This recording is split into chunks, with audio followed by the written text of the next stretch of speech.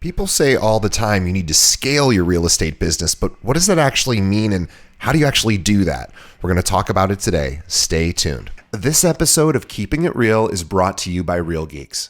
How many homes are you going to sell this year? Do you have the right tools? Is your website turning soft leads into interested buyers?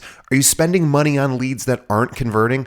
Well, Real Geeks is your solution. Find out why agents across the country choose Real Geeks as their technology partner. Real Geeks was created by an agent for agents. They pride themselves on delivering a sales and marketing solution so that you can easily generate more business. Their agent websites are fast and built for lead conversion with a smooth search experience for your visitors. Real Geeks also includes an easy-to-use agent CRM. So once a lead signs up on your website, you can track their interest and have great follow-up conversations. Real Geeks is loaded with a ton of marketing tools to nurture your leads and increase brand awareness. Visit realgeeks.com/keepingitrealpod and find out why realtors come to Real Geeks to generate more business. Again, visit realgeeks.com/keepingitrealpod. And now, onto our show. Amid recent class action lawsuits, there is uncertainty among agents on how they are going to secure their professional fees when representing buyers. Kaplan Real Estate Education is proud to present the new Buyer Agency Professional course. Learn the responsibilities of a buyer agent, how to create a compelling buyer agent value proposition, how to market your unique value proposition, and more in this professional development course. Plus, upon completing the course, you'll be eligible to obtain the BAP designation digital badge. Learn more at kapre.com. That's kapre.com, or visit the link in the show notes. And now, onto the show.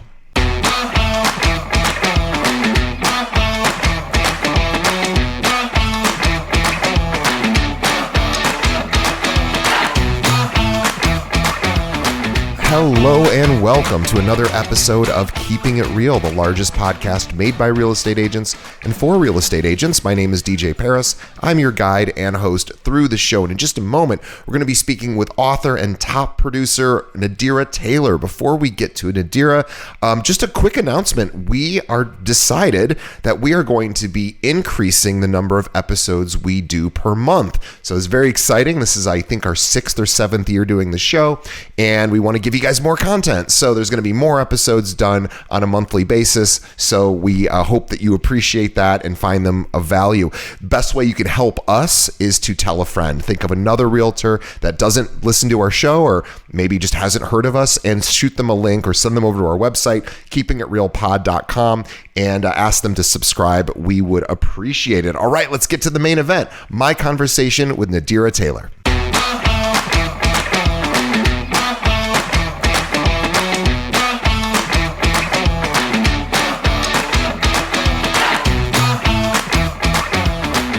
Today, our guest is Nadira Taylor with Diamond Mine Real Estate in New York City. Let me tell you more about Nadira. Now, with over 22 years of experience in the real estate industry, Nadira Taylor has distinguished herself by her local expertise in the home buying process and her dedication to fostering job creation and generational wealth. As a mentor in the BNYC mentorship program and author of the book Dream, Catch, Hustle, Nadira is a pivotal figure in New York's business community. She is committed to making a lasting impact through her work at Diamond Mine, her real estate firm, which is a minority-owned real estate brokerage revolutionizing housing solutions for families and individuals across New York, a desperately needed niche.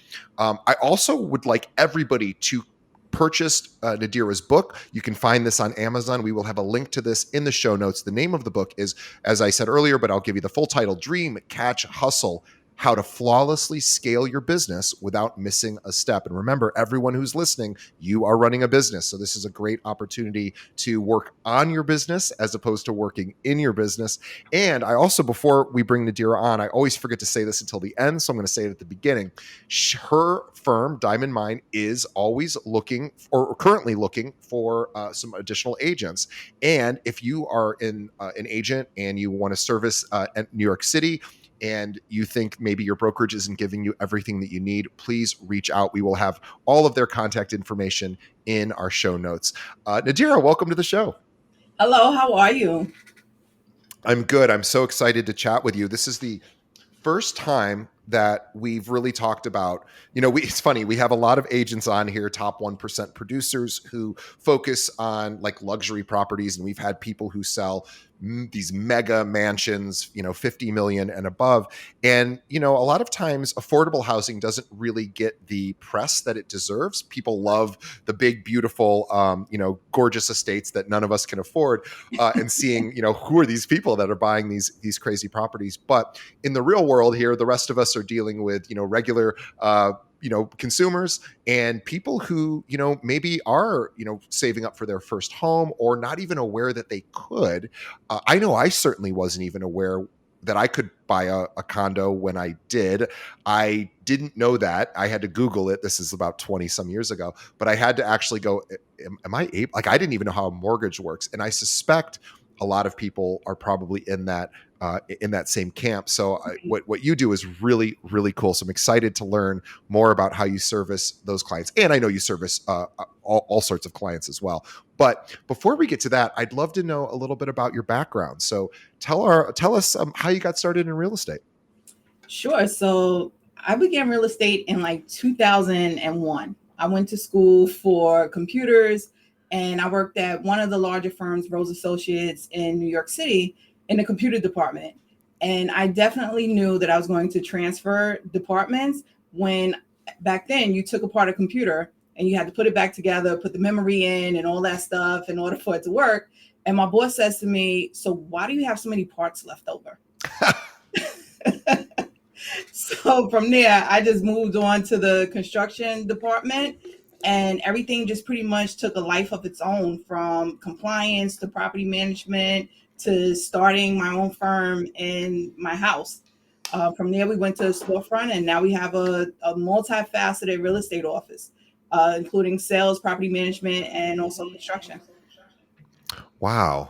Well, and then tell us, so as you began, and when did you start your brokerage? In 2016, out of my house. Wow. Wow. And 2016. So you've been doing this a little less than 10 years. So we've crossed over the 10-year mark here at our firm. So I can appreciate where you might be right now. You're probably wearing a lot of different hats. Yes. And I'm excited to really, because what you've done is really, you've done a lot of focus on entrepreneurship for yourself and your brokerage. But I really want to first talk about this affordable housing sort of problem and what you're doing to help solve for that, because this is something that many major markets and minor markets in the country are experiencing. I know here in Chicago, this is a big area of concern for us. Also, with the NAR lawsuit and changes to buyer compensation, we know that this may make it, well, it will make it more challenging for first-time home buyers, potentially, unless there's some creative solutions in how to, how to move forward there. So would love to let's talk about affordable housing for home buyers. Tell us about that. Sure. So when it comes to affordable housing, everyone thinks that is primarily for low to moderate income families. However, higher income families do fall under affordable housing as well. And the reason why is because you know that we cannot violate fair housing laws. So everyone is able to get affordable housing, so to speak. But when it comes to that, my goal was to make sure that everyone was able to get a house. And if they didn't get a house, it was because they could, they just didn't want to, not because they couldn't, right? Right. And there are so many different initiatives out there. So for instance, when I purchased my house 13 years ago, and I live in Long Island, Nassau County, with some of the highest taxes in America, and my interest rate is only 1.625%. Oh, Yes, I purchased through the NACA program. And this particular program pays your closing costs, your attorney fees, and your appraisal fees. Do you need to? Yes, it does. I know. What you can't see is my mouth just dropped open because I was so thrilled. I'm like, wait, this is amazing. So yes, so she was just responding to my jaw literally dropping. So, but even with this, so we all know that you cannot purchase real property without having any funds. So yes, you do need to have savings. However, with different affordable housing initiatives, you either do not need to have as much savings. There are programs geared towards lowering your interest rate. And now that NACA has pretty much came out like maybe 20 years ago, so many other lenders have tapped into the CRA programs. What a lot of people don't know is that you can get a lower interest rate just by banking with the lender. You can get even another 0.25% lower just by doing automatic, auto pay. There's other banks. I just encountered M&T Bank, who has a program that if you do the biweekly payment, you automatically qualify for lower interest rates every time they lower. And it'll only cost you an additional $250 every time they lower the interest rate. So there's so many different programs. Just do not accept what your lender gives you. Call them up and say, hey, listen, what are you offering me? Exactly. If I go with you, what is it exactly that you're giving me? Because there's so many banks out there. You're not the only bank. Definitely try different credit unions. There's so many different things. And nowadays, banks even take susus as a form of savings.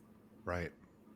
So there's so many ways to skin a cat and so many ways to definitely get a house. While you were talking, I just quickly Googled NACA because I felt like, oh, maybe I should know what that is. And I had not heard of NACA before, but as you were talking, even their 30-year jumbo rate is pretty attractive. Their traditional products are pretty attractive, but I know they have all sorts of other products to assist other types of buyers. So you are absolutely right. We are oftentimes caught up in, here are the lenders I know, I'm going to reach out to them. And a lot of them really have very similar products across the board. Right. But when you do get into these more creative sort of financing solutions, it's a whole other world out there of other opportunities. And this NACA is amazing. It's actually, they've helped over 500,000 home buyers. So they are not 400 alone in New York amazing. Over the last few years. Wow. I am so glad you told us about this. So just a little shout out to NACA. If you go to NACA.com, NACA.com, you can learn more about some of their different programs. So how do you, so one piece is, of course, having a product to give or provide to somebody who's wanting home ownership and maybe, isn't going the more traditional route of just getting a 30-year fixed, or maybe they still can or will. But boy, I'd sure love to have a 1.65% rate. I have a 2.9%. And I thought that was great. I'm like, wow, I'm getting screwed. I'm teasing. I've actually helped people who had enough funds to buy their interest rate all the way down to 0.025%. Oh, I should have called you before I bought my my condo. But so I want to talk a little bit about, first, of course, is doing the homework. So you had mentioned some great ideas. Credit unions are great too. I end up about every 6 months, I go on like NerdWallet or any of these sites that literally list like the best savings rate or best money market rate of the month. Right. And what's great is it's always credit unions, and it's always usually about 50 basis points to a 1% better. So a lot of times I just move cash around a little bit from bank to bank, and a lot of times there's these credit unions who just give these unbelievable deals that traditional, the big banks just can't do. So I'm really glad that you mentioned that. So another question is, once you've secured sort of the product that could work for some of these consumers, then how do you go about educating them, and how do you find the consumer too? Because I imagine a lot of it's an education process, is telling people who might not even know, like I was saying I was at one point, that they could in fact purchase. How do you begin that process, and how do you find those people? Well, I do hold seminars at my local church. I'm on YouTube explaining to people, and I'm just pretty much shouting it from like the rooftops and everything else. And just by word of mouth. If I'm somewhere networking, I let everyone know. And right now, Diamond Mine is pretty much known for helping individuals and families purchase through affordable programs. So it's definitely by word of mouth. But what we like to do here, and what I've done to make us so unique, is that I've learned the underwriting process.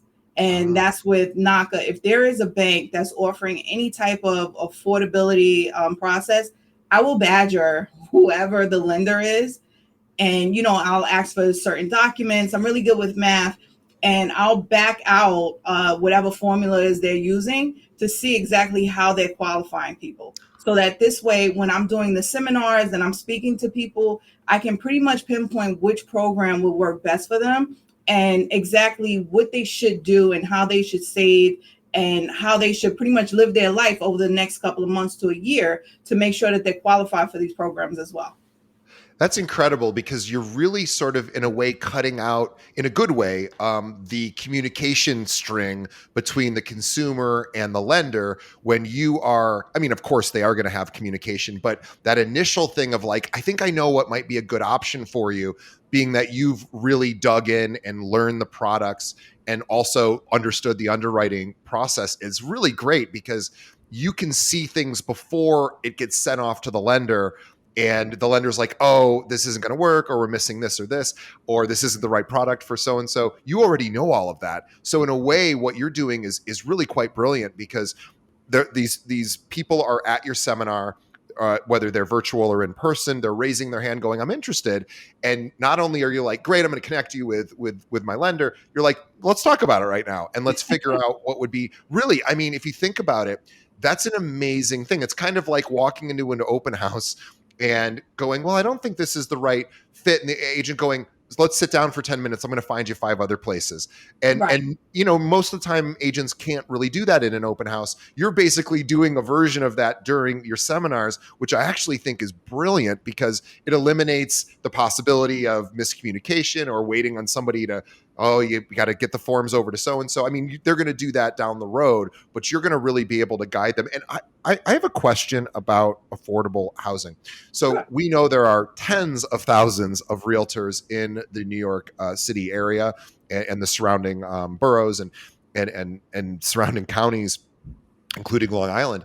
Um, how many, is it a very small percentage of agents that even understand in your local market what these programs are and how they can actually impact buyers?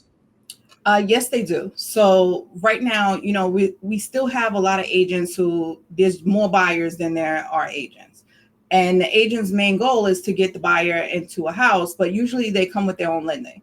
Right. Um, I do make it my business, and I did hire a director of sales, so that this way, what we do is we try to conquer like every bank. We have relationships with everyone. If there's something that we haven't heard of before we even start shopping, let me speak to your lender. And that's something that agents should do, so that this way they are, one, abreast of what's out there, and then two, figure like how is the contract structured. You get what I'm saying? Yep. In New York City, we have HPD grant where someone can get up to $100,000, which is great if you can actually get through to them. So we have a good relationship with HPD. However, the contract needs to be structured that this isn't a 30 to 45-day closing now. Right. You have to wait for the grant to be funded. This Sure. is now a 90 to maybe 120-day closing. And you want to be upfront about that, so that this way you won't lose the house. Right. So it's just, I do believe that agents, especially in New York City, because New York is a high cost area, even if you just find one program, get a relationship, learn what the program entails, what is it exactly that your client would need, and who qualifies for this program. So that this way you're able to help at least maybe 10 more people that you wasn't able to help previously. But in New York, everyone, and Instagram makes everyone love the glitter and the glam, but there are also affordable houses out there that still has glitter and glam. Right. Yeah. What we're not talking about necessarily are non-desirable properties. We're not talking about that. We are just talking about creative ways that first-time home buyers might qualify for various programs that they don't know exist, so that they can buy the home that they actually want. So yeah, I want to thank you for saying that. I want to make sure we're not necessarily talking about low quality housing Right. or low income housing, although certainly that could be the case.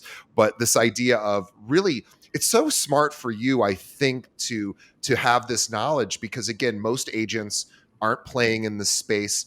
I imagine a lot of organizations where people may be coming to them saying, I want to buy a home, and maybe it's some sort of community organization that's providing assistance or guidance about how to do that. I imagine you've probably built up a nice reputation in the New York City area. You probably get a lot of inbound phone calls, I'm guessing, from people that say, "Hey, I've got somebody who is interested in this sort of thing." Um, you talked about building relationships with other partners. Has that been a real key to your success, as well as connecting with these groups that work with those types of consumers? Yes, so not just other groups or organizations, but also other realtors. I get text messages all the time from, especially this one particular gentleman. He's like, "Listen, I have a knocker deal. Is this from your office?" And I say, "No, that one's not mine." "Well, I'm not taking it because you're the only one who understands it." And I also get a lot of referrals in as well because, at the end of the day, once you've developed a relationship with your client as an agent, you do want them to get a house, and not everyone can afford to go the traditional way. So Sure. I get a lot of phone calls from other agents as well that says, "Hey, you know what? Can you or someone on your team assist this person? They really need a house. Lovely people. Can you just help them because I can't?" So it's relationships all throughout. Yeah, it's really, really smart. And I've always thought that I've always witnessed, and I've noticed this here in our own market as well as all the people I've interviewed, is they usually pick a niche. It's not that they don't do other things. Of course, if an opportunity comes up that they want to pursue that's outside of their scope, they may or may not do it. But when it comes to really highly specialized information like what you have, it is a very small playing field, I imagine. So there probably just aren't many agents who have the knowledge you have. And it's something that at one point you didn't have either. You learned it, and you've crafted not only a nice niche for yourself, but a brokerage. And I'll tell you, I'll pull back the curtain slightly. I was talking to Nadira just before he went on, and I said, "Hey, are you guys looking for more agents? I'm going to make sure to promote that." And she goes, "Oh yes, we have a lot of leads." And so I was very excited to hear that, because how many brokerages are saying that right now? Well, here in Chicago, I can tell you almost zero of them. So this is the idea of becoming a specialist. Is all of a sudden you start to develop a reputation, a name for yourself, and you've done hundreds upon hundreds of these transactions. So you and your team really, really know the ins and outs. How did you first learn about sort of creative solutions for first-time home buying? When I was a first-time home buyer myself.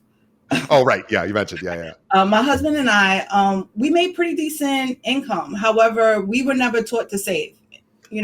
Our generation was, you make the money, you spend the money, and there's another paycheck next week. Yeah. And we look good on paper, but we really couldn't purchase a home. And I started looking for different ways. I said, "You know what? I'm going to get us a house." And that's how I stumbled across NACA.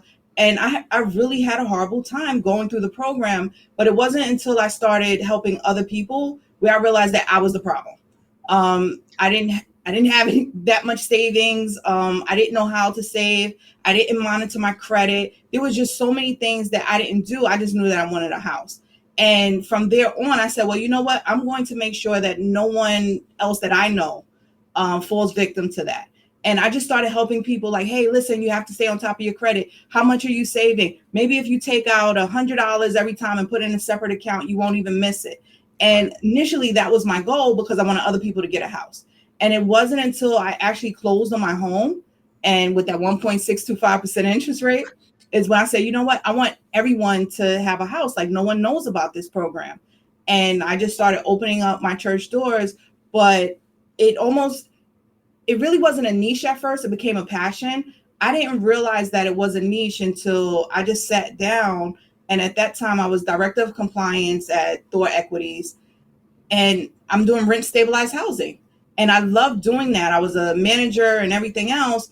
And I'm like, this is just who I am. I like helping people either purchase or rent through affordability programs. And that's just something that I'm going to do. And at that time I was still working. When I decided to become a broker, I read somewhere that because of all the real estate experience that I had, I didn't have to be a sales agent. I could just go straight to being a broker. So I said, oh, wow, this is good. You know, my husband's in the local 79 union. If I sell one house every 3 months, we'll be okay. And what started from my dining room, you know, to, like I said, a storefront and now an office is where we're at now, because I just like helping people. It's amazing. And I imagine you probably get a few referrals from the local chapter that your husband probably, I imagine, the word gets around there as well. And we have we have a few guys who are pipe fitters who are licensed realtors with us, and they get all their business from their fellow union workers, and it's like the smartest thing ever. And so it's really I love this, that you are bringing this additional knowledge to people that really need it and are underserved, right? So this is such a huge opportunity, because we think we talk to a buyer or a consumer who wants to purchase, and they go, well, I don't really have much savings, and we're like, okay, well, that's going to be the end of that, and we'll have to wait until you've increase that pool, and maybe you still will have to wait, but there are other alternatives and options. Like you were saying, if the income's there, a lot of times some of these smaller credit unions or banks who are more nimble can make exceptions and come up with programs that work. Say, hey, these two people make quite a bit of money. Let's figure out how to get them, and whether they make a lot of money or not, there's potential option for them. So what I want to hear about social media, because you talked about really educating people a lot about these types of programs on social. Do you end up getting referrals that way from people that find your content online, specifically talking about first-time home buyer assistance? And how is that working for you? Definitely YouTube. So what I did was I broke down the process of NACA and other programs and maybe about a good 20 to 25 YouTube videos. So we definitely get a lot from YouTube. MG, the mortgage guy, who's a big player in the real estate field. I've done interviews for him, and people are just coming by. And one of the things that we do also is we post all of our closing videos to show people, like, this is the real thing. I'm not just talking about it. People are actually closing and purchase, houses. And I think that played a big role as well. I love that. You're right. I don't see that many closing videos on social media for realtors now that I'm thinking about it. I see maybe like a closing photo sometimes, or you see maybe the picture of the home. But I love the idea of closing videos, because it's not just hey, I went to this seminar, they said I could do X, Y, or Z. And you're like, no, this is a real thing. This is what we do. And here's some testimonials, or not testimonials as much as just here's the results of what we can do. And also teaching financial literacy, I think, is never going to go out of style, because we are a consumer-based culture here in the West. We love to buy, and we are not taught. At least I wasn't really taught much about saving.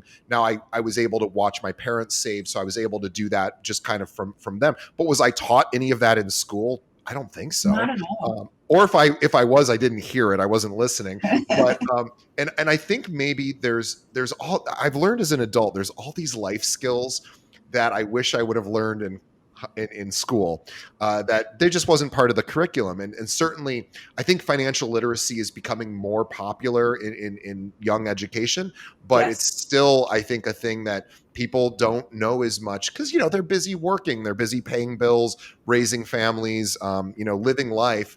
And not everyone has a financial advisor. Not everyone has somebody that says, hey, this is all the money that you make per month, we're going to put some of it here, here, here, here.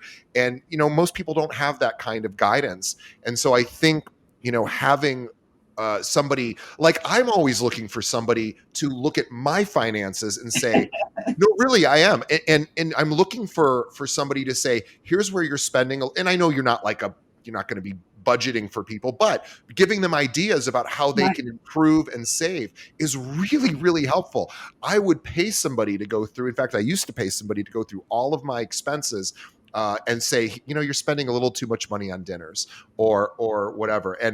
But I had to find somebody in India, of all places, who is able to do that, because most people just don't have that here. And if you do have that, it can be quite expensive to hire those people. So I think what you're doing is really, really amazing because it serves a huge need. We want to, of course, get people out of debt, and we want to, increase their savings so that they aren't making the property manager or the owner as wealthy as they could make, themselves through home ownership, and also just the tax benefits alone. I Yeah. think are something that most first-time home buyers, unless they Googled it, might not be aware of.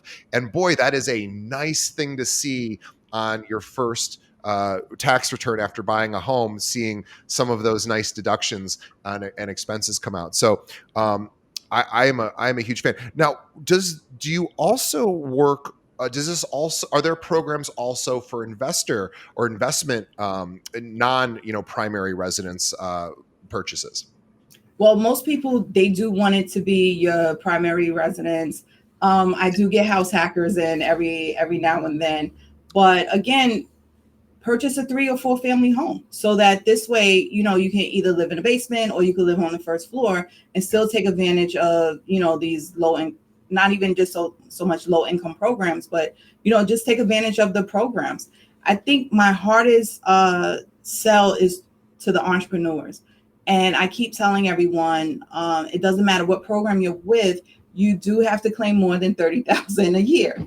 And again, that's my hardest sell. Like, listen, you can't purchase much if you don't make any money. You can't show that you gross 500,000, but then you only net 30. So what Nadira is talking about, I'll just want to make sure this is clear because I know what she's talking about because I deal with this myself. But just in case someone else isn't understanding, what she's saying is for entrepreneurs, a lot of times they will have, for example, like an S corporation, the way their business is set up, which basically means they're an employee of their own company. And the reason why they do that is they can pay themselves a very low wage, even though they really own, like Nadira was saying, the company might make 500 grand and they might be the sole owner of the company. But according to the government, they're only making 20 grand a year, which is really a way it's just a tax strategy. And it's great for the entrepreneur. It's not so great when he wants to buy a home. And I have to deal with a version of this myself. Whenever I refinance, I have to explain, oh, no, wait, I actually make a lot more. I pay myself a lot less. Because I just pay myself what IRS requires, but it is a lot lower than maybe what my true net worth is. So that's a really strong point, and that's also a good opportunity to educate entrepreneurs on here's how to get yourself ready to make the transition to home ownership. Because you're right, that could work against you. Sorry for jumping in there. I just wanted No, to it's make totally sure that was fine. clear. I'm just glad that you understand. It's, talking about this to so many different entrepreneurs, some get it and they're like, I still don't want to do it, but I need a house, but they want it at a lower interest rate. And unfortunately, yes, you can still get a house. There's bank statement loans and things like that. But if you do want to take advantage of lower interest rates and different programs, you would need to claim a little bit more. Now, let's talk about inventory because I don't know currently the inventory in your market. I imagine it's similar to Chicago in the respect that we don't have much inventory or as much as we would like. So is that a challenge for you right now with kind of the condition of the market? Yes, there's definitely low inventory in New York, especially in the popular areas. We're still going at least like 20,000 over asking here in New York. Wow, it's amazing. Um, are Do you ever have to get creative with finding non-listed properties? In other words, does it ever get to a point where the inventory is so low that the buyer's agent, starts blanketing a neighborhood saying, "Hey, if you want to sell, reach out. We've got buyers."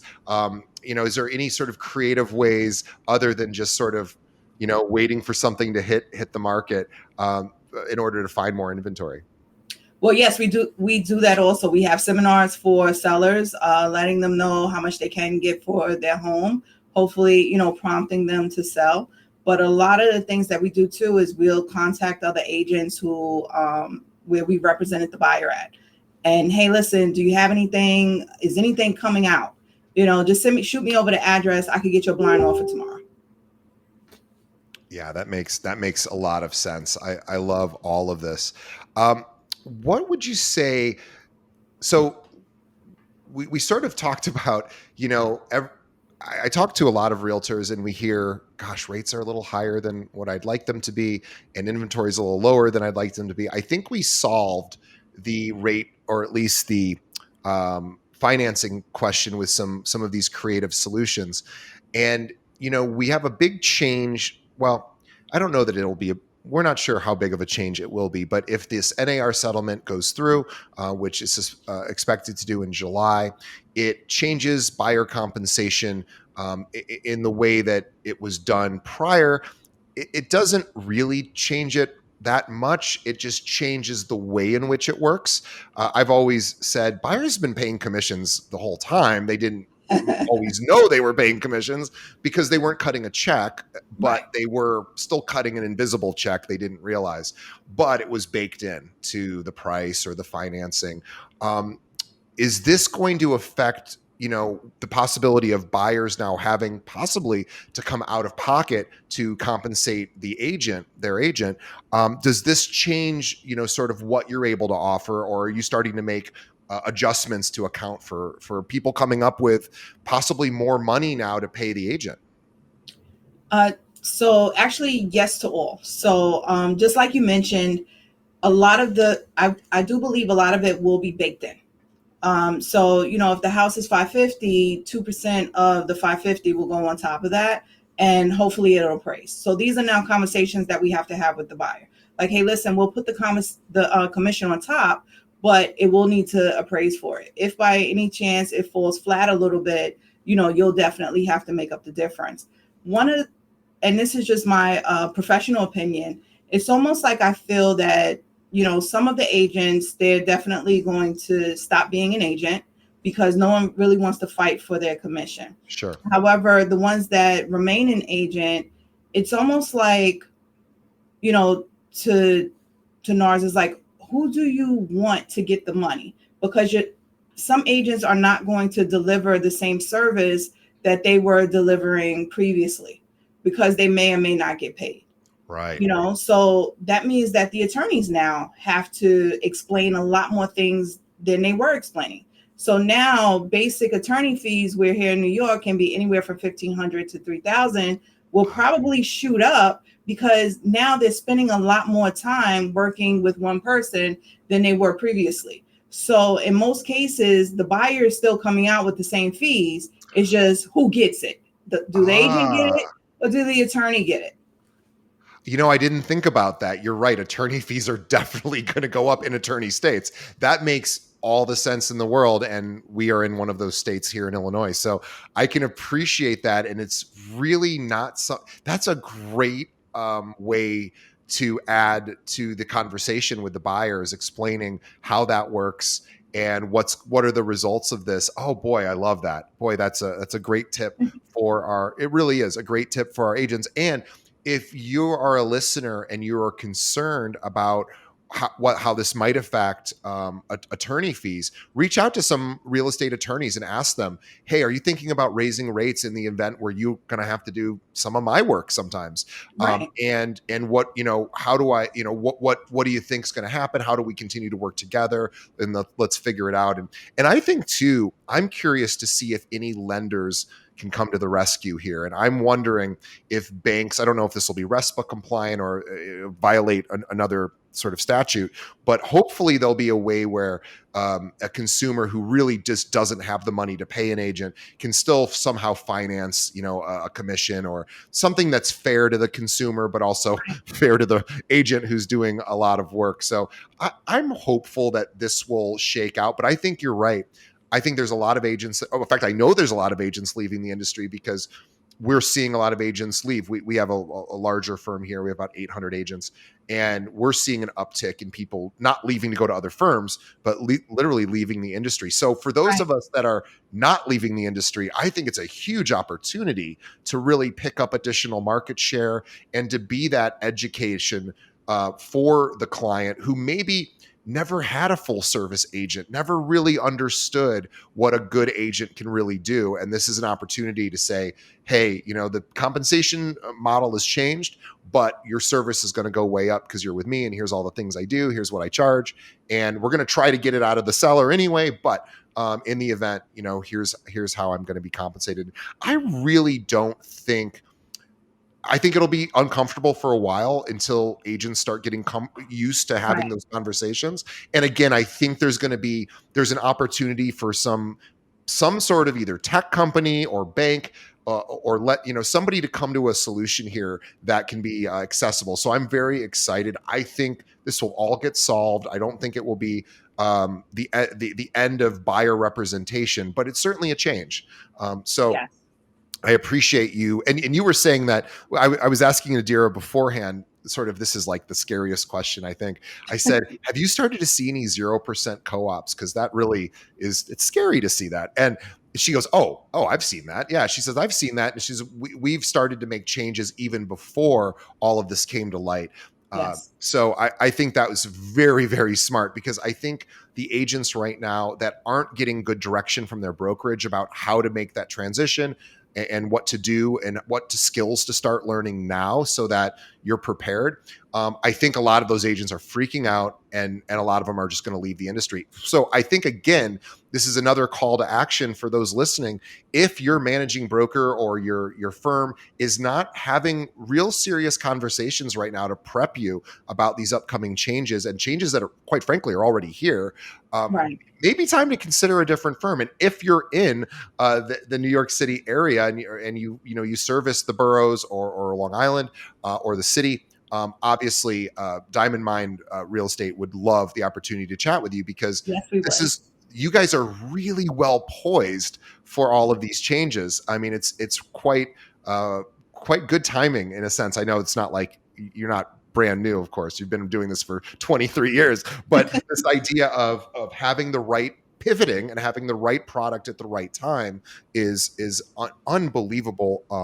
Unbelievable idea. So, and I also too, I wanted to ask back to the seminars. When you do seminars, I imagine too, whether they're in person or virtual, you're probably also partnering with other vendors who are helping, maybe pay for if there needs to be cost associated with renting rooms or providing refreshments or Yes. whatever. This is also things where people go, gosh, I don't really have money to do webinars or seminars. It's like, well, you can get lenders and other attorneys and Lenders, attorneys, title. this market really helps everyone. Inspectors, my husband, he leads the construction division, contractors, so just reach out to anyone who is involved in your real estate lifestyle, and just, hey, come in with me and do this webinar or seminar. Let's talk about the book. So, Dream, Catch, Hustle: How to Flawlessly Scale Your Business Without Missing a Step. Available on Amazon. Link to that in the show notes. Tell us about the book. Why did you write it? So many mistakes in business. I do the same thing that everyone else did. I'll start an LLC on Wednesday, and by Sunday I'll be rich, right? But what I've learned is that when you are starting a business, it is best, and it sounds a little weird, but it is best to figure out what your end game will be, so that this way you can structure your business properly and not what I like to call hustle backwards. Oftentimes people, they want this huge legacy, which is great. But, take me, for example. One of my children, she does not want to do real estate. So it's like, who do I leave it to? You get what I'm saying?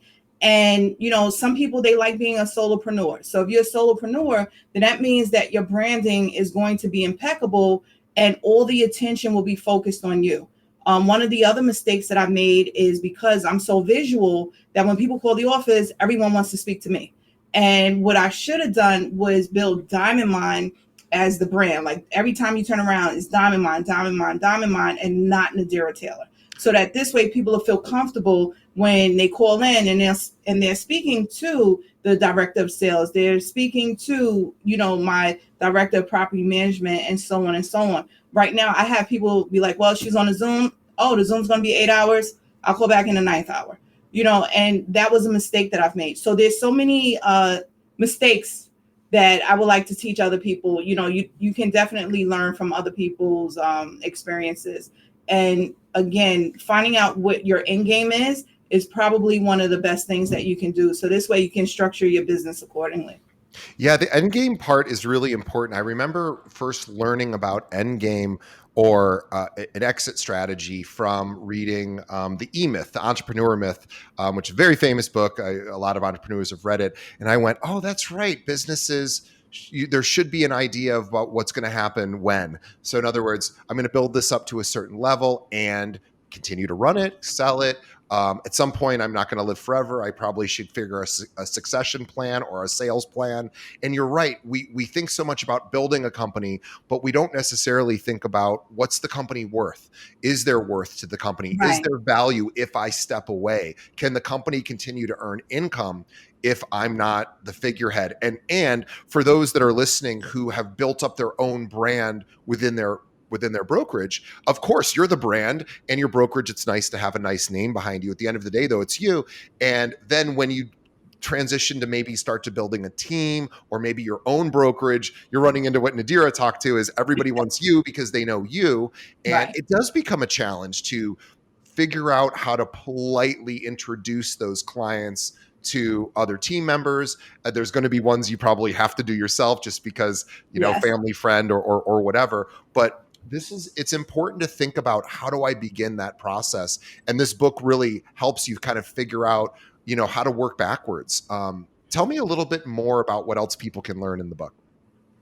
So there's actually tons and tons of great gems.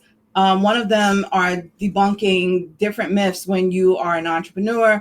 I mentioned one, which were the taxes, because you aren't able to grow your business and also apply for different loans. We have people that pay people off the book, but we don't want another catastrophe to happen. But legally, so many people could not take advantage of PPP loans that they probably would have qualified for had they structured their business properly. There's so many great things out there right now. Everyone's doing the SBA 7A loan, which can drive more revenue to your company, which turns around and give you more business. Like, there's marketing that you have to pay for.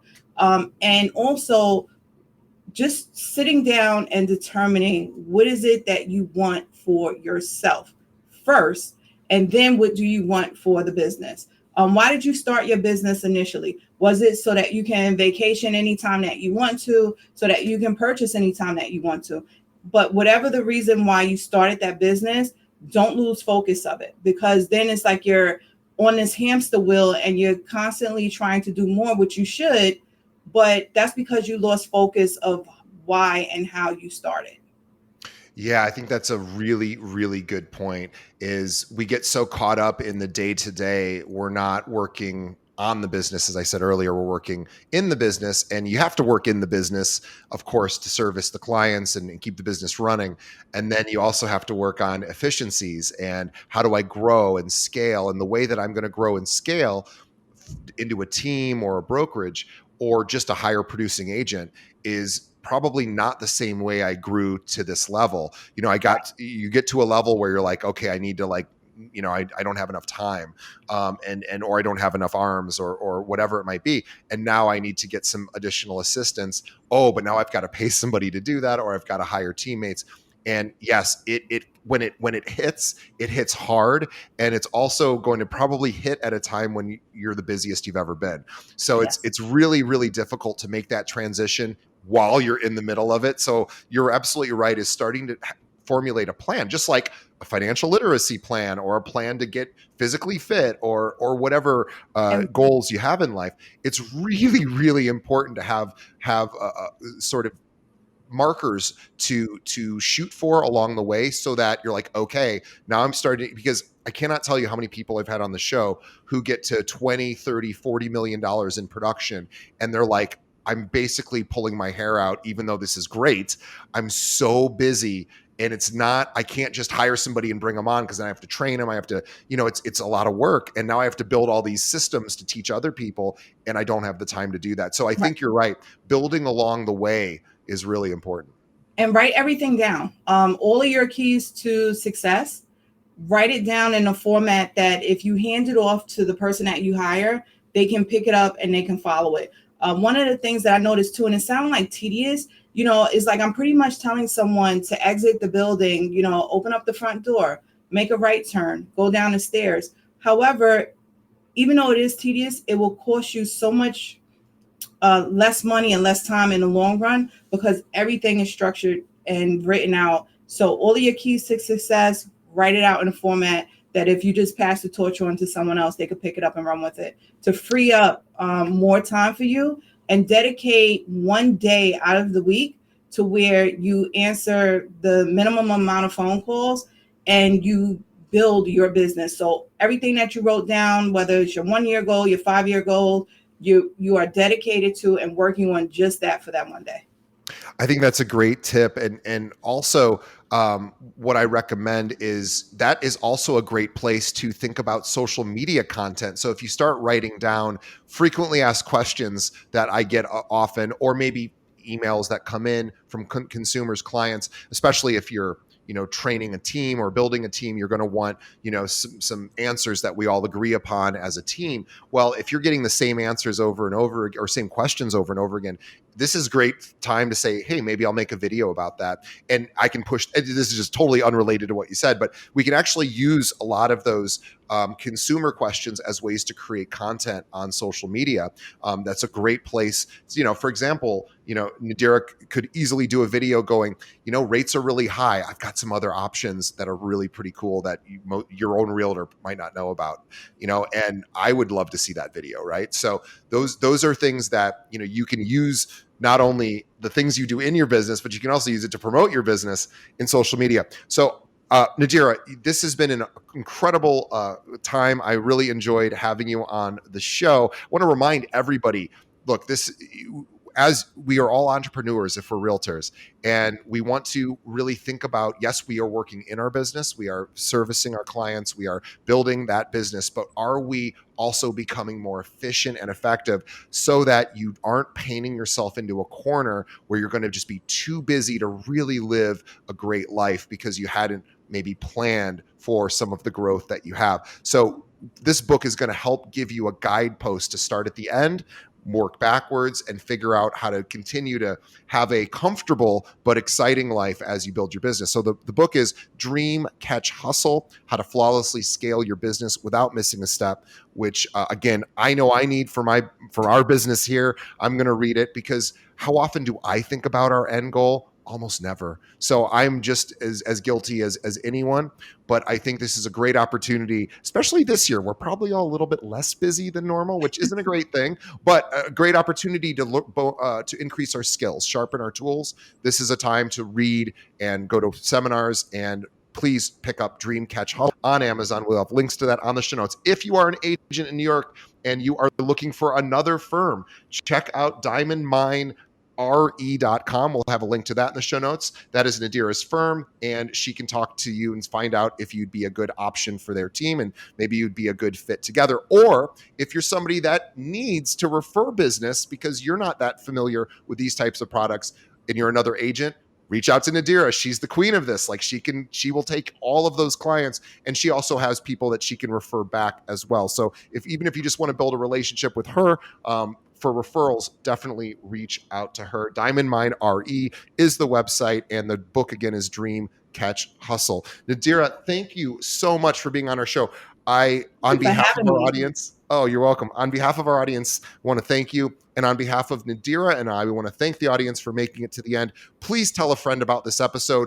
Guess what? Anyone who is struggling with buyers who are sitting on the fence, this is a great opportunity to send them this episode, send the agent this episode so they can start to learn about some of these creative solutions. Please do that. Pick up the book, and we will see everybody on the next episode. Thanks, Nadira. You're welcome. Thank you so much for having me. This was an exciting podcast. My adrenaline is still pumping. Great.